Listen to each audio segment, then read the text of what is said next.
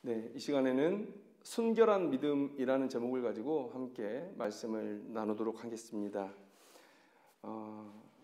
하나님께서 가장 중요하게 생각하시고 또 우리 신자들도 가장 중요하게 생각하는 10계명의 제1, 2계명에는 하나님의 이런 명령이 기록되어 있습니다.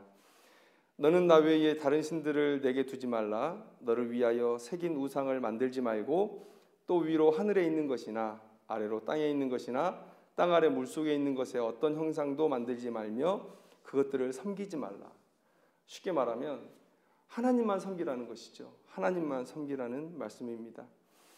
하나님은 우리에게 아무것도 섞이지 않은 순결한 순도 100%의 믿음을 원하시고 계십니다.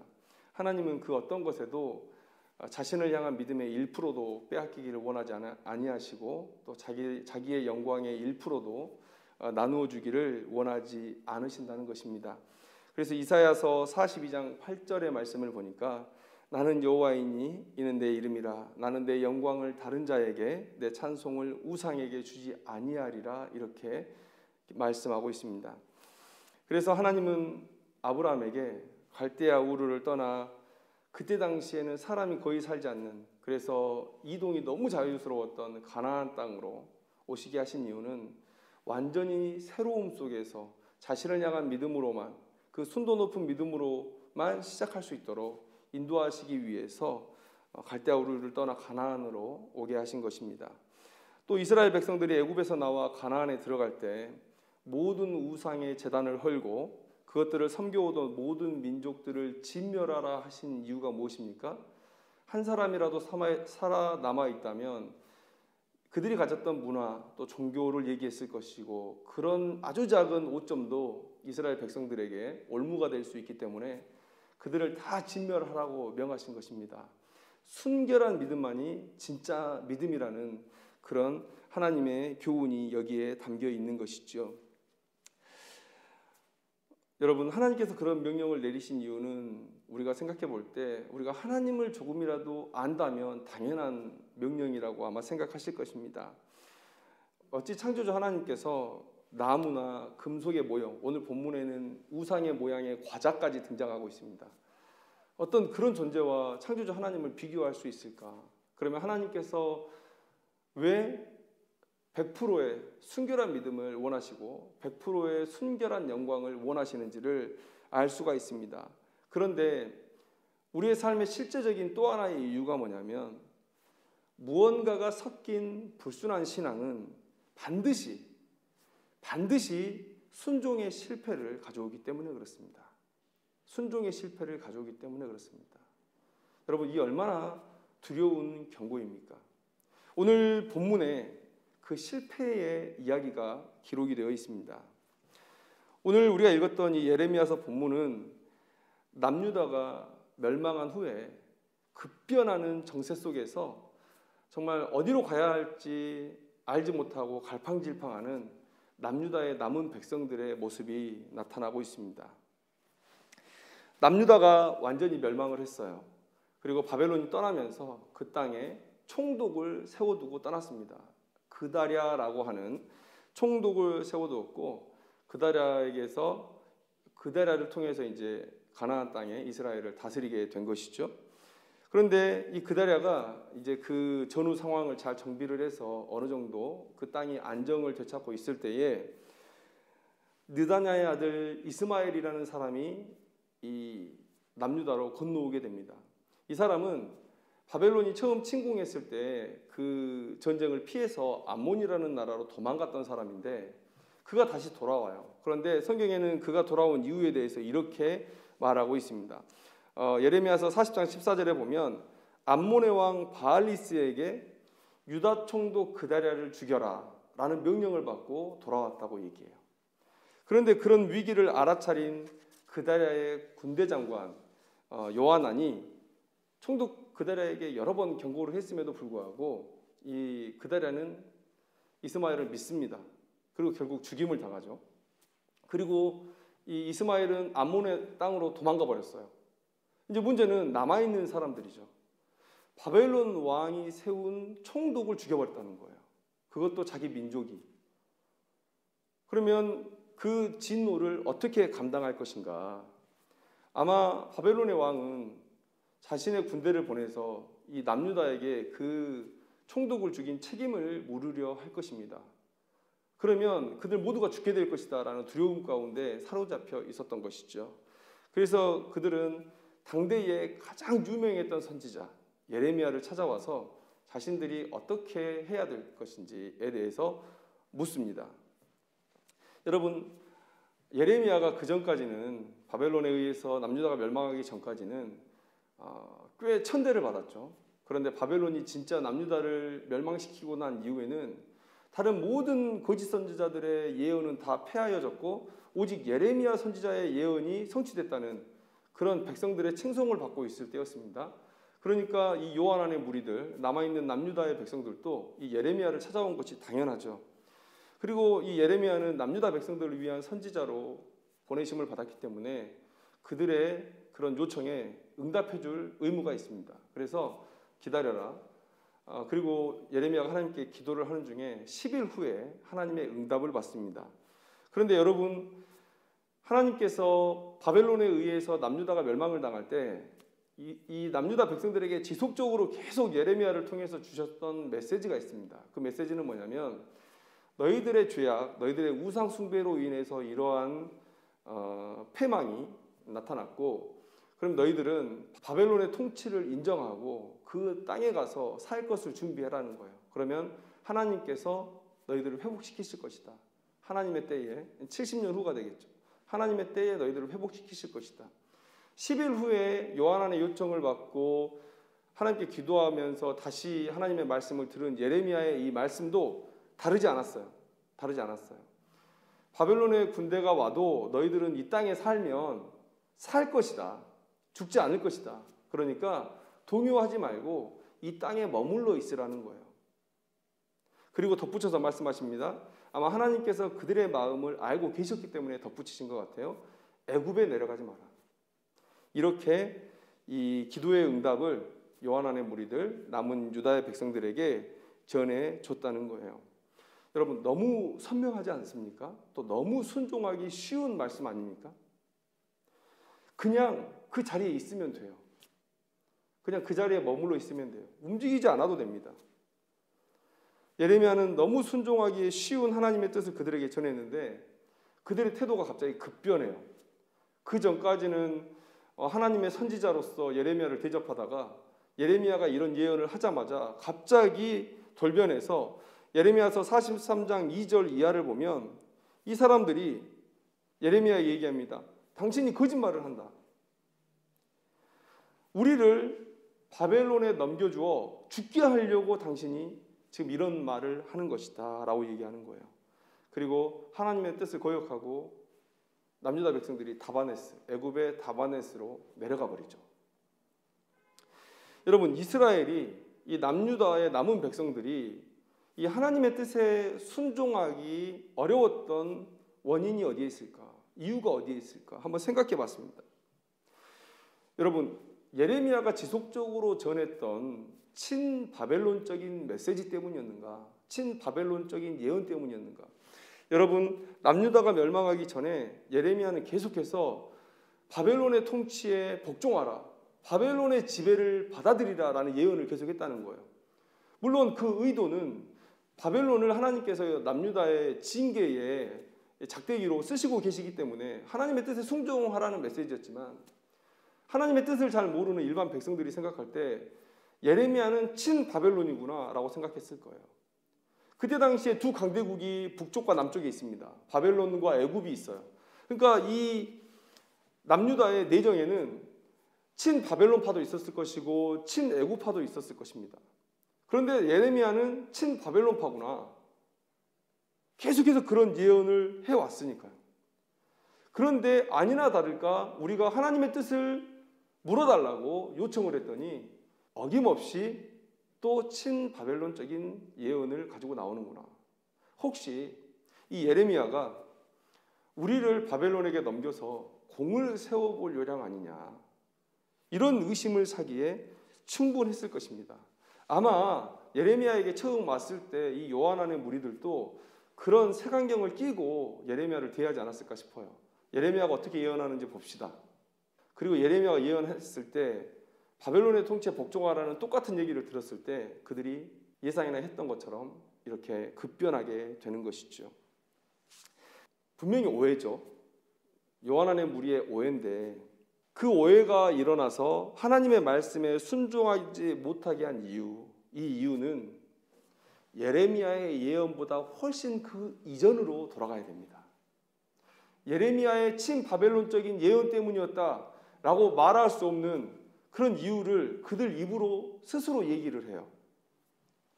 성경은 요한안의 무리들이 예레미야의 예언에 대적한 이유가 예레미야의 친바벨론적 예언이 아니라 다른 이유가 있다는 것을 말해주고 있어요. 바로 종교적인 이유입니다. 오늘 본문 예레미야서 44장 8절을 보면 그들이 애굽에서 다른 신들에게 분향하고 있다고 말해요. 예레미야가 예언을 했는데 그들은 그 말씀을 듣지 않고 예레미야까지 포함해서 다 애굽 다바네스로 내려가 버렸습니다. 그곳에서 그들이 하는 행동이 뭐냐면 애굽의 우상들에게 분향하고 있는 거예요. 그리고 오늘 우리가 읽었던 본문 한번 보세요. 오늘 우리가 읽었던 본문 예레미야서 44장 17절 18절을 보시면 제가 읽어드리겠습니다. 우리 입에서 낸 모든 말을 반드시 실행하여 우리가 본래 하던 것 곧 우리와 우리 선조와 우리 왕들과 우리 고관들이 유다 성읍들과 예루살렘 거리에서 하던 대로 하늘의 여왕에게 분향하고 그 앞에 전제를 드리리라. 그때에는 우리가 먹을 것이 풍부하며 복을 받고 재난을 당하지 아니하였더니 우리가 하늘의 여왕에게 분향하고 그 앞에 전제 드리던 것을 패한 후부터는 모든 것이 궁핍하고 칼과 기근의 멸망을 당하였느니라 하며. 여러분, 이 남유다의 남은 백성들이 예레미야에게 미래에 대해서 물으러 왔다는 것은 하나님에 대한 신앙이 그들 안에 있었다는 것입니다. 이건 당연한 얘기겠죠. 그들은 하나님의 택한 백성으로 살았으니까. 그런데 오늘 본문을 보면 그들 안에 얼마나 애굽의 우상을 섬기는 일이 편만하게 유행했었는지를 보여주고 있습니다. 오늘 본문을 보면 유다 성읍들과 예루살렘 거리에서 행했다는 거예요. 여러분, 이렇게 적나라하게 표현한 것은 하나님께서 이 남유다의 우상 숭배의 죄악을 드러내시기 위해서 과장해서 표현하는 게 아닙니다. 오늘 이 말을 한 사람들이 누구죠? 남유다의 남은 백성들, 요한안의 무리들이 지금 이 얘기를 직접 하고 있는 거예요. 이것은 팩트입니다. 사실적인 묘사예요. 그들이 정말 그래 왔다는 거예요. 남유다의 백성들이 정말 그래 왔다는 겁니다. 성읍들마다 애굽의 우상들을 섬겼었고요. 심지어 거리에서조차, 사람들이 지나는 거리에서조차 드러내놓고 우상 숭배를 했어요. 아무도 그것에 대해서 제재하지 않았습니다. 이런 일들이 비일비재했다는 거예요. 그리고 더 나아가서 그들은 하나님을 모욕하고 있습니다. 그들은 말합니다. 하늘의 여왕을 섬길 때 자신들의 인생이 너무나 잘 됐다는 거예요. 그런데 하늘의 여왕에게 분향하는 일을 멈추었을 때, 요시야 때로 기억이 나요. 모든 우상들을 패했던, 그리고 하나님을 향한 신앙으로 똘똘 뭉치고자 했던 그 요시야의 종교개혁, 그때를 얘기하는 것 같은데, 그때 하늘의 여왕을 섬기는 일을 멈췄을 때 그때부터 이스라엘이 멸망으로 곤두박질 치기 시작했다는 거예요. 그래서 오늘 본문 마지막에 보면 칼과 기근의 멸망을 당하였느니라. 이 표현은 명확하게 누구를 지칭하는 겁니까? 칼, 바벨론을 지칭하는 거죠. 바벨론으로부터 우리가 당하게 된 이 모욕은 우리가 애굽의 우상 하늘의 여왕, 이 아낫이라는 하늘의 여왕을 섬기는 것을 패한 이후부터 시작된 일이라는 거예요. 이렇게 하나님을 모욕해요. 그래서 오늘 이 본문에서 이 예레미야와 하나님은 남유다의 백성들이 이 멸망한 이후에도 하나님의 뜻을 거절하고 애굽으로 내려가 버린 이 불순종한 이유에 대해서 뭐라고 얘기하냐면 예레미야의 친바벨론적인 예언 때문이 아니라는 거예요. 훨씬 그 이전부터 그들 안에 있었던 애굽의 우상들을 섬기는 그런 모습들, 그런 영향이 지금 그들로 하여금 친애굽적인 발상을 하게 한, 애굽에 내려가면 우리가 살 수 있다라는 그런 기대를 하게 한 원인이라는 거예요. 그 믿음에 낀 불순물, 그 불순한 믿음이 그들의 신앙을 넘어지게 했습니다. 그들이 생명을 얻을 기회를 사라지게 했어요. 남유다의 영광을 회복시킬 하나님의 축복된 역사를 거절하는 결과를 낳았다라는 거예요. 여기서 우리는 하나님께서 원하시는 순결한 믿음의 중요성을 다시 한번 깨달을 수 있습니다. 하나님은 우리의 전부를 원하세요. 하나님은 우상 누구와도 이 주권을 나누실 생각이 없으세요. 심지어 하나님은 우리에게도 너희들은 청지기야 라고 말씀하시면서 우리의 주권까지도 하나님께서 원하시는 거예요. 전부여야 하나님께서 받으시는 믿음입니다. 그 믿음에 하나님의 능력이 나타나는 거예요. 무언가에 의해서 흩어지고 나누어지는 믿음은 여러분 믿음이 아닙니다. 능력이 나타나지 않아요. 이 남유다의 백성들이 애굽의 다마네스에 들어갔을 때 어떤 일이 발생했습니까? 하나님이 이미 경고하셨어요. 예레미야 42장 15절 17절 말씀을 보면 하나님께서 이미 너희들이 내 말을 거역하고 애굽에 들어가게 되면 이런 일이 벌어질 것이다 라고 경고하셨습니다. 너희가 만일 애굽에 들어가서 거기에 살기로 고집하면 너희가 두려워하는 칼이 애굽 땅으로 따라가서 너희에게 미칠 것이요 너희가 두려워하는 기근이 애굽으로부터 급히 따라가서 너희에게 이 말이니 너희가 거기에서 죽을 것이라. 무릇 애굽으로 들어가서 거기에 머물러 살기로 고집하는 모든 사람은 이와 같이 되리니 곧 칼과 기근과 전염병에 죽을 것인즉 내가 그들에게 내리는 재난을 벗어나서 남을 자 없으리라. 여러분, 하나님의 명령에 순종했다면 하나님께서 그들을 살리셨을 겁니다. 남유다를 회복시키셨을 거예요. 그런데 그들은 불순한 신앙으로 하나님의 말씀에 순종하는 일에 실패했고 그래서 그들은 상상하기도 싫은 참혹한 미래를 감당해야 했던 것이죠. 여러분, 이 남유다의 백성들이 이렇게 애굽의 종교에 심취하게 된 것이 언제부터였을까요? 물론 이스라엘 백성들이 출애굽할 때 이 백성들은 애굽에서 이미 애굽의 우상들을 섬겼다고 하나님께서 진노 중에 말씀하셨습니다. 물론 그때부터 애굽과의 지속적인 교류가 있었기 때문에 애굽의 우상은 이스라엘의 영향이 조금씩은 있었겠죠. 그런데 애굽의 우상의 종교가 이 남유다를 휩쓰는 획기적인 변화의 원인 제공을 누가 했냐면 바로 솔로몬이 했습니다. 솔로몬의 첫 번째 아내는 애굽의 공주였습니다. 나중에 솔로몬이 늙음하게 그런 표현이 나와요. 모든 자기의 아내들, 후궁들 이런 사람들이 요구하는 대로 우상 숭배를 하도록 다 내어준 거예요. 그 중에 첫 번째 아내의 고향인 애굽, 가장 강대국이었던 애굽의 종교는 그 나라 안에서도 가장 크게 번성했을 거라는 예상을 우리가 할 수 있습니다.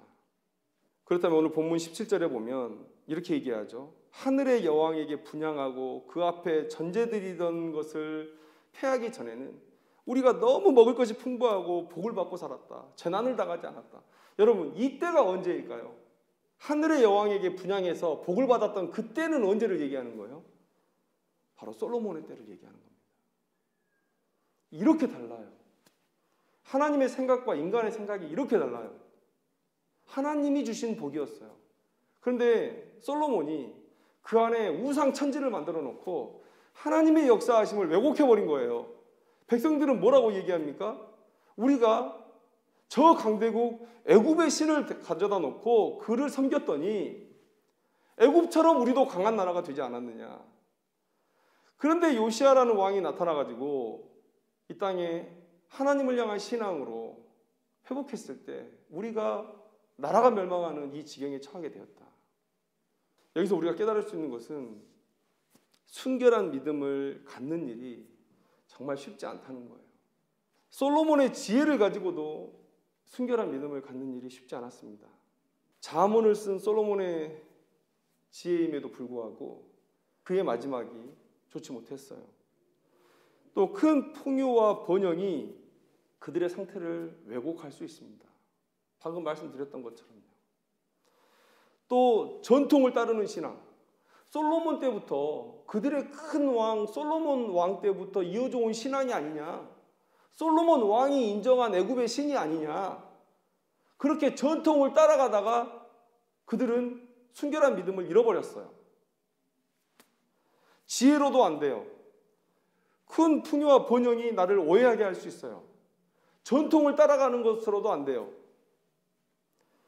이 외에도 우리의 순결한 믿음을 방해하는 이런 불순물들이 정말 많습니다. 여러분, 물질에 넘어진 가룟 유다, 세상의 인기를 포기하지 못했던 사도행전의 시몬, 세상의 쾌락을 쫓아 떠나버린 데마, 또 식도락, 먹는 기쁨을 포기하지 못했던 출애굽하던 이스라엘 백성들, 또 세상의 권력의 단맛을 포기하지 못했던 사울, 세상의 이름을 드러내는 일에 열심이었던 솔로몬, 그리고 세상 사람들은 상식, 논리, 과학이라 불리는 선입견의 우상을 다 섬기고 있다는 거예요.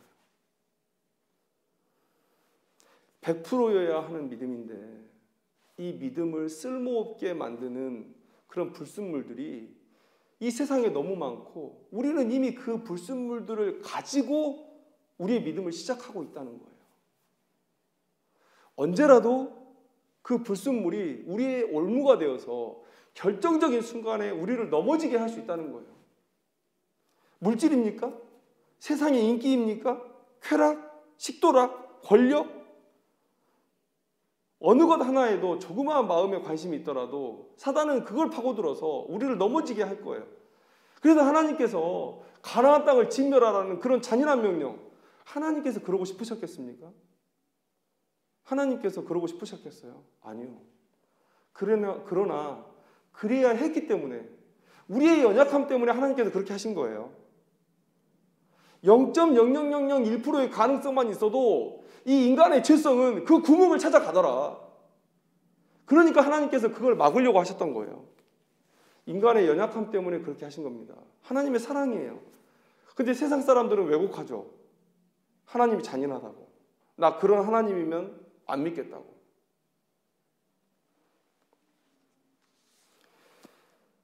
(100%여야) 하는 믿음인데 믿음을 이렇게 쓸모없게 만드는 불순물들이 우리가 사는 세상에 너무 많다. 그런데 우리를 더 힘들게 하는 게 뭔지 아십니까? 이런 불순물들을 이용하는 세력들이 있어요. 항상 그래왔습니다. 예레미야의 시대에는 남유다가 멸망하든지 말든지 그저 상관하지 않고 자기 이속만 챙겼던 그런 거짓 선지자들의 무리가 있었습니다.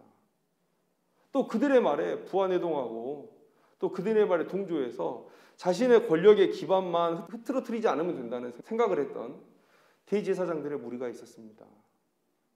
그렇게 불순물들을 이용해서 자기의 이속을 챙기는 세력들이 이 세상에 너무도 많기 때문에 그래서 우리가 100% 순도의 순결한 믿음으로 살아가는 일에 이렇게 힘이 드는 것입니다.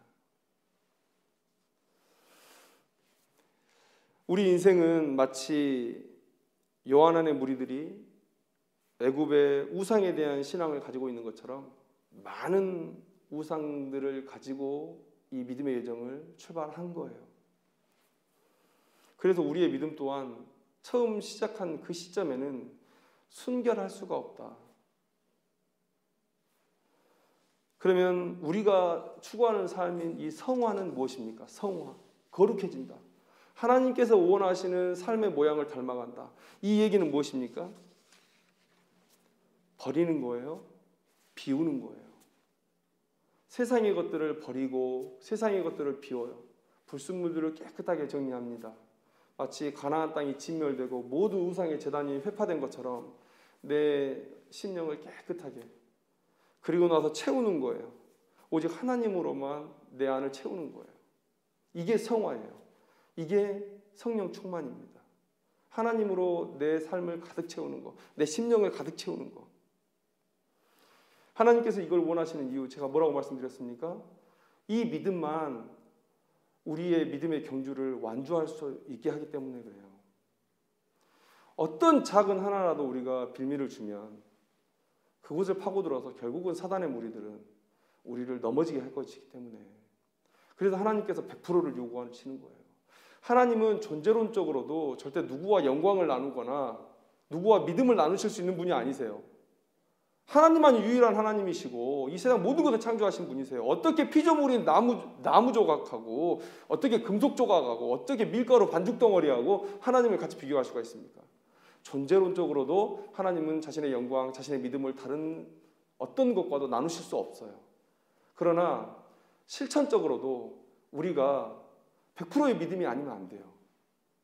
세상이 그렇게 악하고 우리를 미혹하고 있고 우리의 본성도 세상에 치우쳐 있기 때문에 그 작은 가능성에도 우리는 넘어집니다. 그래서 항상 우리는 내가 이미 가지고 출발했던 그 선입견들, 그 우상들을 계속해서 버리고 비우는 일을 해야 된다. 이게 성화다. 그리고 그 빈자리를 하나님으로 가득 채워가는 것.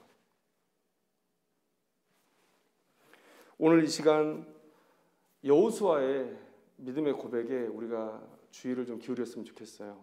여호수아 24장 15절 말씀에 만일 여호와를 섬기는 것이 너희에게 좋지 않게 보이거든 너희 조상들이 강 저쪽에서 섬기던 신들이든지 또는 너희가 거주하는 땅에 있는 아모리 족속의 신들이든지 너희가 섬길 자를 오늘 택하라.